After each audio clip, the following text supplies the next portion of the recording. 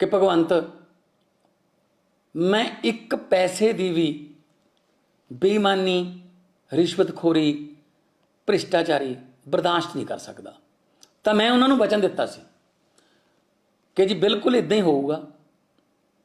अपनी पार्टी जिहड़ी है वो एक अंदोलन चों निकली हुई पार्टी है, करप्शन के खिलाफ अंदोलन चों निकली हुई पार्टी है। तो भावें कोई अपना ही होवे असीं उन्होंने बख्शांगे नहीं। मेरे ध्यान च एक केस आया जिहदे विच मेरी सरकार का एक मंत्री हर टेंडर चों जां उस महकमे नाल संबंधित खरीदो फरोख्त दे विचों 1% कमीशन मंगदा सी। मैं इस केस नूं बहुत गंभीरता नाल लिया। इस केस का सिर्फ मैनूं पता है, ना तो मीडिया नूं पता है, ना विरोधी पार्टियां नूं पता। जे मैं चाहुंदा तो इस केस नूं मैं दब सकदा सी, पर जे मैं इदां करदा तो अपनी ज़मीर नाल भी धोखा करदा ते लखां लोग जिन्हां ने मेरे ते विश्वास किया है उन्हां दा मैं विश्वास तोड़दा। इसलिए मैं उस मंत्री के खिलाफ सख्त एक्शन लै रहा, उन मंत्रिमंडल चों बर्खास्त कर रहे हैं तो तुरंत पुलिस नूं उहदे खिलाफ केस दर्ज करन दे निर्देश दे रहे हैं।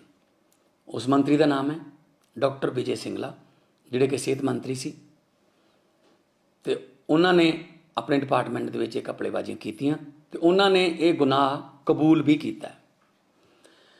मैं तुहानूं सारिआं नूं दसना चाहुंदा कि आम आदमी पार्टी सरकार जीरो टॉलरेंस रखूगी भ्रिष्टाचार के खिलाफ।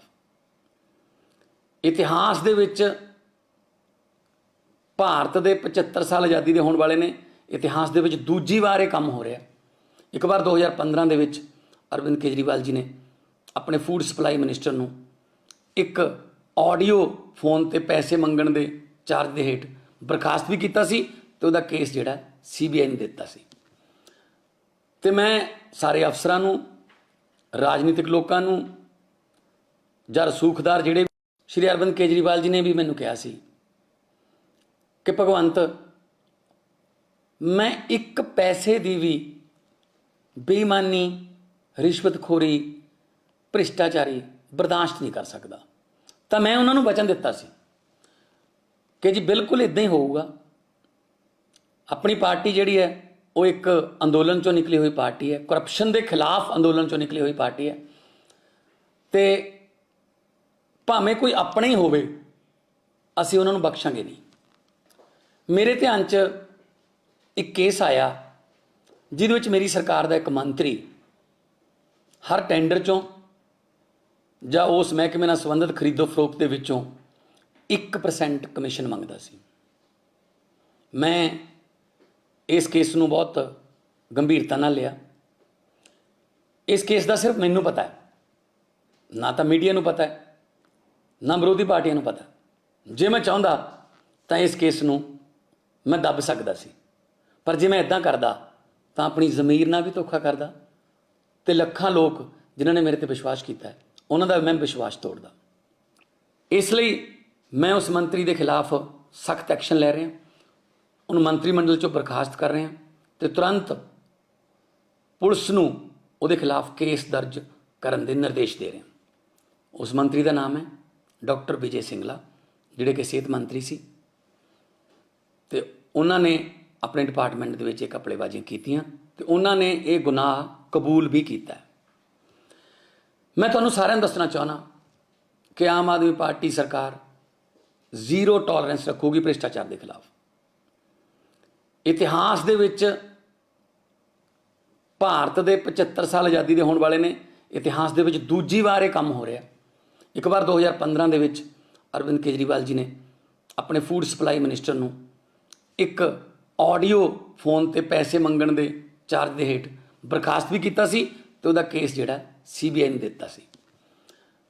ते मैं सारे अफसरां नूं, राजनीतिक लोकां नूं जां रसूखदार जिहड़े भी है श्री अरविंद केजरीवाल जी ने भी मैनूं कहा सी कि भगवंत मैं एक पैसे की भी बेईमानी रिश्वतखोरी भ्रिष्टाचारी बर्दाश्त नहीं कर सकता।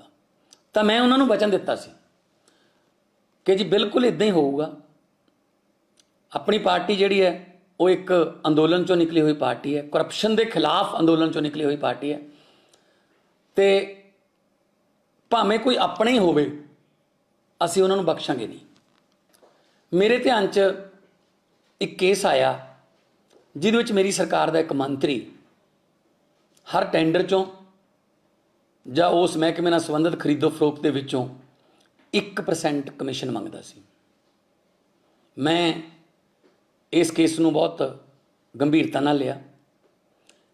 ਇਸ ਕੇਸ ਦਾ ਸਿਰਫ ਮੈਨੂੰ ਪਤਾ ਹੈ, ਨਾ ਤਾਂ ਮੀਡੀਆ ਨੂੰ ਪਤਾ ਹੈ, ਨਾ ਵਿਰੋਧੀ ਪਾਰਟੀਆਂ ਨੂੰ ਪਤਾ।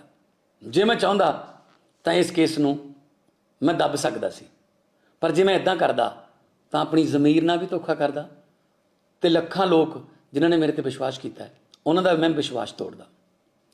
ਇਸ ਲਈ ਮੈਂ ਉਸ ਮੰਤਰੀ ਦੇ ਖਿਲਾਫ ਸਖਤ ਐਕਸ਼ਨ ਲੈ ਰਿਹਾ, ਉਹਨੂੰ ਮੰਤਰੀ ਮੰਡਲ ਚੋਂ ਬਰਖਾਸਤ ਕਰ ਰਿਹਾ ਤੇ ਤੁਰੰਤ ਪੁਲਿਸ ਨੂੰ ਉਹਦੇ ਖਿਲਾਫ ਕੇਸ ਦਰਜ ਕਰਨ ਦੇ ਨਿਰਦੇਸ਼ ਦੇ ਰਿਹਾ। ਉਸ ਮੰਤਰੀ ਦਾ ਨਾਮ ਹੈ ਡਾਕਟਰ ਵਿਜੇ ਸਿੰਗਲਾ, ਜਿਹੜੇ ਕਿ ਸਿਹਤ ਮੰਤਰੀ ਸੀ, ਤੇ ਉਹਨਾਂ ਨੇ ਆਪਣੇ ਡਿਪਾਰਟਮੈਂਟ ਦੇ ਵਿੱਚ ਇਹ ਘਪਲੇਬਾਜ਼ੀਆਂ ਕੀਤੀਆਂ ਤੇ ਉਹਨਾਂ ਨੇ ਇਹ ਗੁਨਾਹ ਕਬੂਲ ਵੀ ਕੀਤਾ। ਮੈਂ ਤੁਹਾਨੂੰ ਸਾਰਿਆਂ ਨੂੰ ਦੱਸਣਾ ਚਾਹੁੰਦਾ ਕਿ ਆਮ ਆਦਮੀ ਪਾਰਟੀ ਸਰਕਾਰ ਜ਼ੀਰੋ ਟੋਲਰੈਂਸ ਰੱਖੂਗੀ ਭ੍ਰਿਸ਼ਟਾਚਾਰ ਦੇ ਖਿਲਾਫ। ਇਤਿਹਾਸ ਦੇ ਵਿੱਚ ਭਾਰਤ ਦੇ 75 ਸਾਲ ਆਜ਼ਾਦੀ ਦੇ ਹੋਣ ਵਾਲੇ ਨੇ, ਇਤਿਹਾਸ ਦੇ ਵਿੱਚ ਦੂਜੀ ਵਾਰ ਇਹ ਕੰਮ ਹੋ ਰਿਹਾ। ਇੱਕ ਵਾਰ 2015 ਦੇ ਵਿੱਚ ਅਰਵਿੰਦ ਕੇਜਰੀਵਾਲ ਜੀ ਨੇ ਆਪਣੇ ਫੂਡ ਸਪਲਾਈ ਮਿਨਿਸਟਰ ਨੂੰ ਇੱਕ ਆਡੀਓ ਫੋਨ ਤੇ ਪੈਸੇ ਮੰਗਣ ਦੇ ਚਾਰਜ ਦੇ ਹੇਠ ਬਰਖਾਸਤ ਵੀ ਕੀਤਾ ਸੀ ਤੇ ਉਹਦਾ ਕੇਸ ਜਿਹੜਾ CBI ਨੇ ਦਿੱਤਾ ਸੀ। ਤੇ ਮੈਂ ਸਾਰੇ ਅਫਸਰਾਂ ਨੂੰ, ਰਾਜਨੀਤਿਕ ਲੋਕਾਂ ਨੂੰ ਜਾਂ ਰਸੂਖਦਾਰ ਜਿਹੜੇ ਵੀ ਹੈਗੇ, ਸ਼੍ਰੀ ਅਰਵਿੰਦ ਕੇਜਰੀਵਾਲ ਜੀ ਨੇ ਵੀ ਮੈਨੂੰ ਕਿਹਾ ਸੀ ਕਿ ਭਗਵੰਤ, ਮੈਂ ਇੱਕ ਪੈਸੇ ਦੀ ਵੀ ਬੇਈਮਾਨੀ, ਰਿਸ਼ਵਤਖੋਰੀ, ਭ੍ਰਿਸ਼ਟਾਚਾਰੀ ਬਰਦਾਸ਼ਤ ਨਹੀਂ ਕਰ ਸਕਦਾ। ਤਾਂ ਮੈਂ ਉਹਨਾਂ ਨੂੰ ਵਚਨ ਦਿੱਤਾ ਸੀ ਕਿ ਜੀ ਬਿਲਕੁਲ ਇਦਾਂ ਹੀ ਹੋਊਗਾ। ਆਪਣੀ ਪਾਰਟੀ ਜਿਹੜੀ ਹੈ ਉਹ ਇੱਕ ਅੰਦੋਲਨ ਚੋਂ ਨਿਕਲੀ ਹੋਈ ਪਾਰਟੀ ਹੈ, ਕਰਪਸ਼ਨ ਦੇ ਖਿਲਾਫ ਅੰਦੋਲਨ ਚੋਂ ਨਿਕਲੀ ਹੋਈ ਪਾਰਟੀ ਹੈ। ਤੇ ਭਾਵੇਂ ਕੋਈ ਆਪਣਾ ਹੀ ਹੋਵੇ, ਅਸੀਂ ਉਹਨਾਂ ਨੂੰ ਬਖਸ਼ਾਂਗੇ ਨਹੀਂ। ਮੇਰੇ ਧਿਆਨ 'ਚ ਇੱਕ ਕੇਸ ਆਇਆ ਜਿਹਦੇ ਵਿੱਚ ਮੇਰੀ ਸਰਕਾਰ ਦਾ ਇੱਕ ਮੰਤਰੀ ਹਰ ਟੈਂਡਰ ਚੋਂ ਜਾਂ ਉਸ ਮਹਿਕਮੇ ਨਾਲ ਸੰਬੰਧਿਤ ਖਰੀਦੋ ਫਰੋਖਤ ਦੇ ਵਿੱਚੋਂ 1% ਕਮਿਸ਼ਨ ਮੰਗਦਾ ਸੀ। ਮੈਂ ਇਸ ਕੇਸ ਨੂੰ ਬਹੁਤ ਗੰਭੀਰਤਾ ਨਾਲ ਲਿਆ। ਇਸ ਕੇਸ ਦਾ ਸਿਰਫ ਮੈਨੂੰ ਪਤਾ ਹੈ, ਨਾ ਤਾਂ ਮੀਡੀਆ ਨੂੰ ਪਤਾ ਹੈ, ਨਾ ਵਿਰੋਧੀ ਪਾਰਟੀਆਂ ਨੂੰ ਪਤਾ। ਜੇ ਮੈਂ